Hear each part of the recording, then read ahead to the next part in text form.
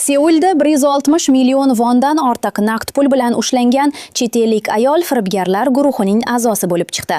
Janubiy Koreya poytaxti Seulda politsiya shubhali harakat qilayotgan chet ellik ayolni tekshiruvdan o'tkazdi. Ayol qo'lidagi qora paket va sumkada 160 million vondan, taxminan 105 ming dollardan ortiq naqd pul olib yurgani aniqlandi. Dastlab u pullarni o'ziniki degan, biroq keyin ko'rsatmasini o'zgartirib, pullarning yarmi qarindoshlarniki ekanini aytgan. Shuningdek, uning yonida pasport ham bo'lmagan. Politsiya telefonini tekshirganida Koreyaga pul ishlash uchun ketyapman, ushlanib qolsam nima bo'ladi degan yozishmalarni topdi.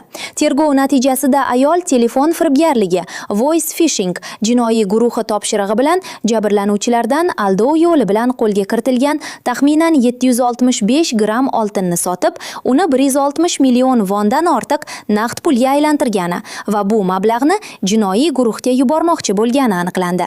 Ayol hibsga olindi, pullar esa jinoiy yo'l bilan topilgan daromad deb hisoblanib musodara qilindi.